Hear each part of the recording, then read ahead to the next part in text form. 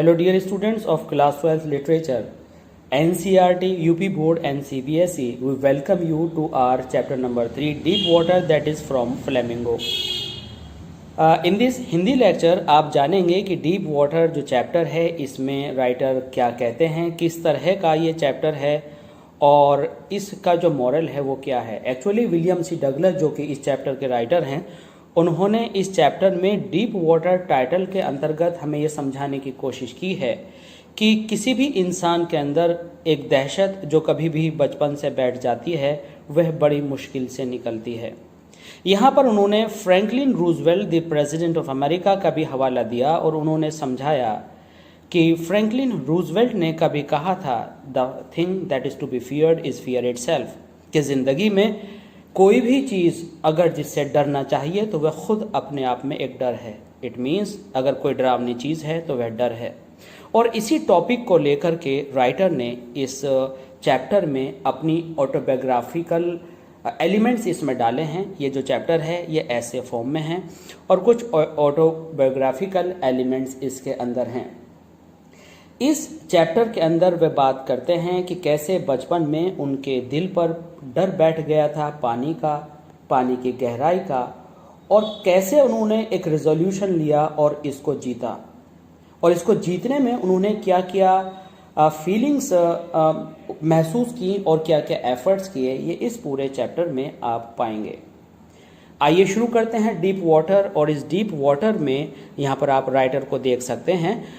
इस deep water को जब हम पढ़ना शुरू करेंगे तो आपको यहाँ पर यह समझना होगा कि इसकी स्टडी किस तरह से करनी है। हम पैराग्राफ वाइज चलेंगे और पैराग्राफ्स को काउंट भी करेंगे और पैराग्राफ्स को टाइटल बनाएंगे। टाइटल बनाने से पैराग्राफ में यह होगा कि हमें उस टाइटल के बेस पर यह पता चल जाएगा कि इस पैराग्राफ में किस तरह का कंटेंट्स था। देखिए शुरू करते हैं। It had happened when I was 10 और 11 years old। राइटर कहते हैं कि ऐसा उस समय हुआ जब मैं 10 और 11 years old का ही था। इट मीन्स ऑटोबायोग्राफिकल एलिमेंट्स हैं। आप यहाँ पर समझ रहे हैं कि राइटर ने आई यूज किया है। आई एक पर्सनल प्रोनाउन है। हम यहाँ पर हर सेंटेंस की जो सिंटैक्स है उसके बारे में भी बात करेंगे। Syntax means structure. उसमें आप सीखेंगे कि इट हैड हैपेंड ही क्यों लिखा, किसी और वर्ड्स में इसको क्यों नहीं लिखा। इट हैड हैपेंड का मतलब है कि जो बात की इवेंट है, आई वॉज 10 और 11 years old, तो ये पहले की बात यानी पास्ट ऑफ द पास्ट बताने की कोशिश कर रहे हैं। और राइटर कहते हैं इट हैड हैपेंड, ऐसा उस समय हुआ था जब मैं 10 और 11 years का था। I had decided to learn to swim, और मैंने ये डिसीजन लिया था कि मैं स्विमिंग सीखूंगा। There was a pool at the YMCA in Yakima that offered exactly the opportunity। और ये उनको एक अपॉर्चुनिटी लगती थी YMCA पुल में, जो कि याकीमा रिवर पर बना था। और ये पूल उनके लिए बहुत ही कंफर्टेबल प्लेस था जहाँ पर वह स्विमिंग सीख सकते थे। तो बिकॉज ऑफ बीइंग कंफर्टेबल उनको लगता था ये वे याकीमा रिवर पर बने इस पुल पर स्विमिंग सीख सकते हैं। अब हमें यहाँ पर समझना होगा कि ये याकीमा क्या होता है। ध्यान से सुनिएगा। अगर इसके ऊपर कोई क्वेश्चन आ जाए एक्सप्लेन YMCA, तो आपका आंसर होगा YMCA stands for young man Christian church association, that is a world wide organization with more than 58 million beneficiaries from 125 national associations. It was founded in June 6, 1844 in London and aims to put Christian principle practice by developing healthy body, mind and spirit। तो यहाँ पर आप समझ गए हैं कि ये Christians द्वारा बनाई गई एक ऐसी संस्था है YMCA, जो कि हेल्दी माइंड हेल्दी बॉडी के ऊपर फोकस करती है और कई सारी कंट्रीज में, जिसमें लगभग 58 मिलियन पीपल काम करते हैं, इससे जुड़े हुए हैं।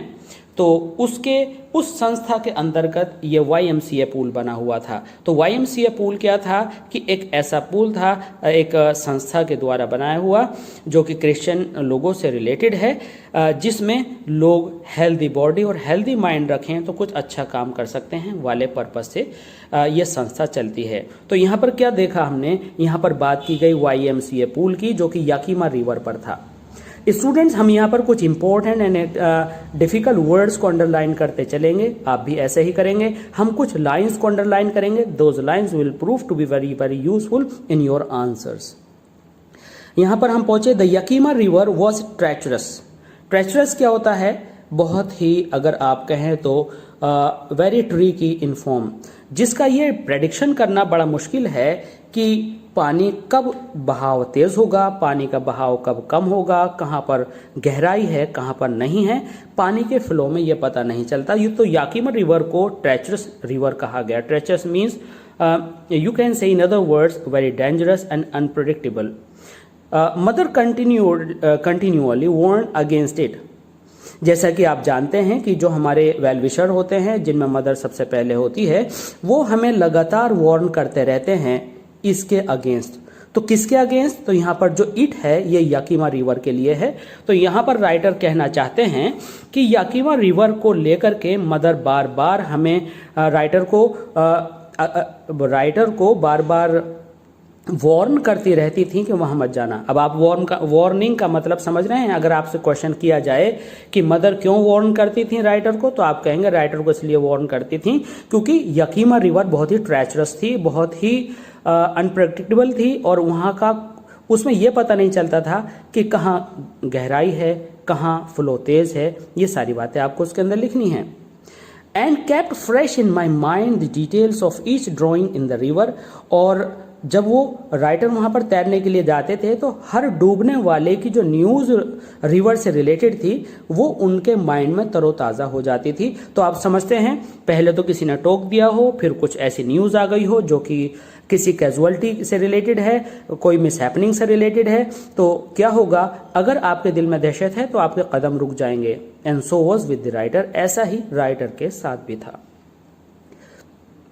But the YMCA pool was safe.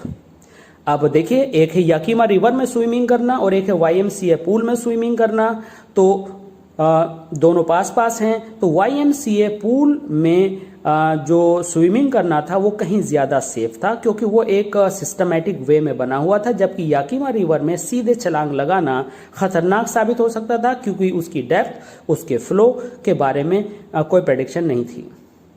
It was only 2 or 3 feet deep eight shallow and. अगर आपसे पूछा जाए डेस्क्राइब YMCA पूल, तो आप कैसे डेस्क्राइब करेंगे? तो आप डेस्क्राइब करेंगे कि जो YMCA पूल था वो एक तरफ से 3 feet गहरा था। ठीक है, ये आपका हमने अंडरलाइन किया पार्ट। शैलो एंड, शैलो का मतलब है ऑफ लेस वाटर, जहां पर वाटर कम हो उसे शैलो कहते हैं।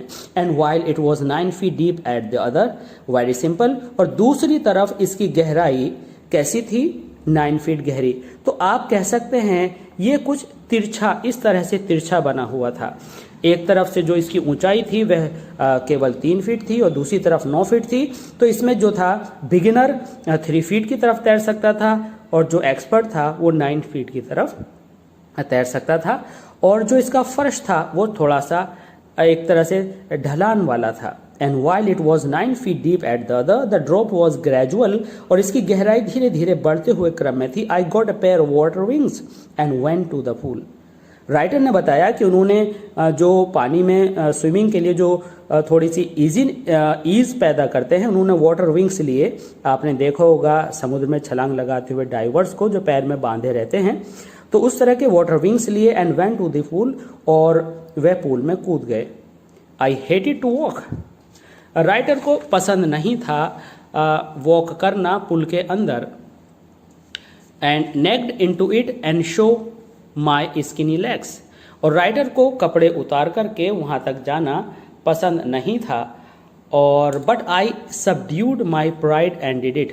अब क्या होता है कि अगर मान लीजिए हमें स्विमिंग करनी है तो भाई स्विमिंग के सारे जो रूल्स हैं वो तो फॉलो करने पड़ेंगे। अगर हमें कपड़े उतारना पसंद नहीं है और स्विमिंग करना पसंद है तो ऑफ कोर्स कपड़े तो उतारने पड़ेंगे अगर स्विमिंग करना है। So did the writer. And how my skinny legs. अब अगर हमारी बॉडी बहुत ही बर्ली शर्ली है, मतलब मस्क्यूलर है, तो हम सबके सामने अपने क्लोथ्स को हटा करके बड़े प्राइड के साथ आएंगे। लेकिन अगर हमारी बॉडी स्किनी है, पतली दुबली है, जिसे हम हिंदी में सुक्खड़ कह सकते हैं, इस तरह की है, तो हमें कपड़े उतारने में शर्म आएगी। और ऐसा ही कुछ राइटर के साथ था, क्योंकि राइटर जो थे बहुत स्किनी थे। Skinny means thin, you can underline this. But I subdued my fear. Subdued का मतलब है लेकिन मैंने अपने इस प्राइड को, प्राइड मतलब जो कि उन्हें कपड़े उतारने में अपना आपको दुबलापन दिखाना बुरा लग रहा था, राइटर ने उसको दूर किया। अपने जो फियर था और अपना जो प्राइड था उसको सबड्यू किया। सबड्यू का मतलब होता है दबाना। सबड्यू का मतलब होता है सप्रेस करना, SUPRESS, सप्रेस करना। सप्रेस का मतलब है कि उसे बाहर ना आने देना। आई मीन टू से कि प्राइड जो उनके अंदर था, जो उनका अपना एक सोच थी कि मैं शर्मिंदा होऊंगा, उन्होंने उसको बर्दाश्त किया और कपड़े उतार करके स्विमिंग की तैयारी की। फ्रॉम द बिगिनिंग, और बिगिनिंग से ही, however I had an aversion to the water when I was in it. और एवर्जन का मतलब होता है डिसलाइक। अब क्या हुआ था कि जिस समय राइटर यहाँ पर आए तो आपने उनकी एज को देखा। उनकी जो एज थी इस समय मैच्योर थी, काफ़ी समझदार हो गए थे, 10 और 11 की थी। लेकिन इस 10 ईयर्स से पहले उनके साथ एक ऐसी घटना हो गई थी कि वह घटना उन्हें इस 10 और 11 ईयर्स ऑफ एज पर भी आज भारी पड़ रही थी। और यही एवर्जन उन्होंने यहाँ पर डिस्क्राइब किया है। उन्होंने कहा है I had an aversion to the water. मेरे को पहले से ही एवर्जन मीन्स डिसलाइक था वाटर के लिए, अनइंटरेस्टेडनेस था। When I was in it, जब भी मैं इसके अंदर आता था। तो इट किसके लिए कहा गया? इट कहा गया वाटर के लिए। This started when I was 3 और 4 years old and father took me to the beach in California. जब आपसे पूछा जाए what was the aversion to the writer, what was the aversion in the mind of the writer, now you will give this portion as an answer. You can get it underline. What happened to the writer? क्या हुआ था? तो यहाँ पर देखेंगे कि writer जब केवल 4 साल के थे, एंड फादर टूक मी टू, यहाँ पर जब आप आंसर लिखेंगे तो आपको मी को हिम करना पड़ेगा, because you are not the writer, you are third person. तो आप क्या करेंगे? आप लिखेंगे, आप राइटर को थर्ड पर्सन के तौर पर लेंगे, लिखेंगे took him to the beach in California. हुआ यह था कि जब राइटर 4 साल के थे तो कैलिफोर्निया में राइटर को लेकर के राइटर के पिता बीच पर पहुंचे। ही एंड आई, यहाँ पर ही किसके लिए कहा गया है? Father of the writer, and I is William C Douglas. यहाँ पर आप समझना, अच्छे से समझ लें इसको, क्योंकि आपको सीन पैसेज और उसमें जो एक्सट्रैक्ट होगा उसके अंदर आपको क्वेश्चन होगा who is he and who is I. Stood together, यानी father of William Douglas and I William Douglas वहाँ पर खड़े हुए थे टुगेदर साथ में, in the surf. You know what is surf? Surf is a high wave, एक ऊंची सी लहर आई। I hung on to him, I hung on to him. और जो राइटर थे वो तो अपने फादर से ही चिपक गए। Yet the wave knocked me down, और हुआ ये कि and swept over me. Swept over me means कि वेव इतनी हाई थी कि राइटर के सिर के ऊपर से निकल गई, जैसे कि मानो कोई शेड, कोई छत पड़ी हो। और वेव्स ने राइटर को ऐसे धक्का दिया। इट मीन्स जब वह 4 साल के थे और वह कैलिफोर्निया के बीच पर खड़े हुए थे तो एक बहुत बड़ी लहर आई, और इस लहर ने राइटर को इतना डरा दिया चूँकि वो उनके सिर के ऊपर से गुजरी और बचा हुआ जो पानी था उनसे टकराया, उससे राइटर गिर गए। Okay, the waves knocked me down, writer को गिरा दिया, एंड स्वेप्ट ओवर मी, और उनके ऊपर से गुजर गई। I was buried in water. Buried का मतलब होता है दफनाया जाना। बरीड का मतलब होता है जैसे कि आपने ग्रेव में डेड बॉडी को डालकर ऊपर से मिट्टी डालते हैं, उसको बरी कहते हैं।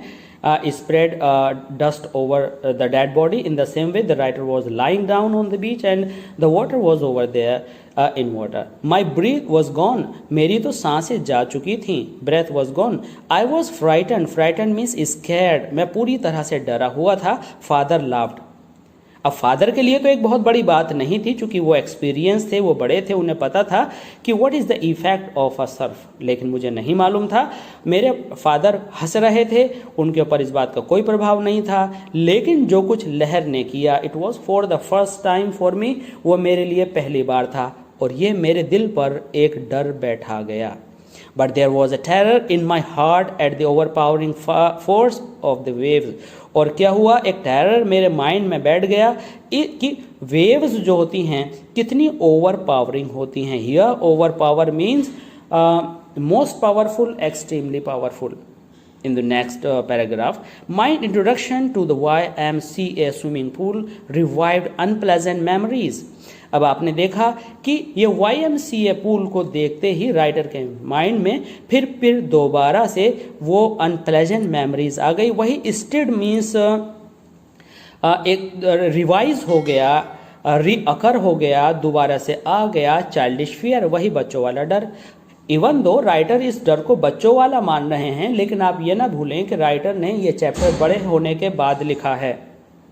राइटर ने ये चैप्टर बड़े होने के बाद लिखा है, इसलिए इसको चाइल्डिश फियर कह रहे हैं. लेकिन जिस समय वे बच्चे थे, जिस समय उनको ये डर था, उस समय राइटर बहुत दहशत में थे. But in a little while, लेकिन थोड़े ही समय बाद, but in a little while means but after some time, I gathered confidence, means the writer began to gather confidence. I paddled with my new water wings. What does it mean? It means कि जब writer YMCA pool पर पहुंचे तो उनको पुरानी memories आ गई. वह बच्चों की तरह फिर डरने लगे, लेकिन उन्होंने फिर अपना कॉन्फिडेंस गैदर किया और पैडल करना शुरू किया पानी में, वाटर विंग्स बांधकर. Watching the other boys and trying to learn by aping. Aping means copying. और उन्होंने दूसरे बॉयज जो कि वहाँ पर स्विमिंग कर रहे थे उनकी नकल करके पानी में तैरने की कोशिश की, ट्राई करने की कोशिश की. I did this 2 or 3 times on different days. और ऐसा राइटर ने एक ही दिन नहीं किया, बल्कि कई ऑल्टरनेट डेज पर राइटर ने दूसरे वहाँ के स्विमर्स की कॉपी की, बॉयज़ की कॉपी की. And was just beginning to feel at ease. और feel at ease is a phrase. इसका मतलब होता है कि धीरे धीरे करके उन्हें तसल्ली मिलने लगी. इन द वाटर, वो घबराहट कम हो गई पानी में. When the miss adventure happen, लेकिन हो गई पानी में जब तक कि ये मिस एडवेंचर हैपन हुआ. हमने लेकिन बोला, लेकिन का मतलब है कि अभी एक डर निकला नहीं था कि तीसरा और कुछ नया हो गया.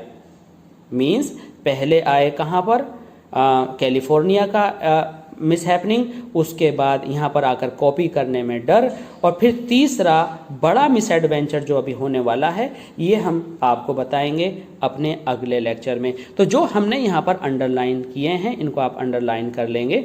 इनसे रिलेटेड क्वेश्चंस आप टेलीग्राम पर जा कर के पिक कर सकते हैं और उनके आंसर्स भी आपको वहाँ से मिल जाएंगे. पहले आप क्वेश्चन को स्टडी करें, उनको समझें, फिर उनके आंसर्स लिखें, फिर वहाँ से आंसर्स आप मैच कर सकते हैं. टेलीग्राम का जो भी डिटेल्स हैं वो हम अपने डिस्क्रिप्शन बॉक्स में आपको दे देंगे. फिलहाल आई होप कि जितना भी पोर्शन आपने इस चैप्टर का पढ़ा है वो आपको अच्छे से समझ में आया होगा. डिस्क्रिप्शन में रिलेटेड लिंक्स हैं, वहाँ से जाकर के आप लिटरेचर से दूसरे रिलेटेड और ग्रामर के और राइटिंग सेक्शन से रिलेटेड दूसरे पॉइंट्स पर स्टडी कर सकते हैं. Now see you soon. Thanks for being with us. Thanks a lot.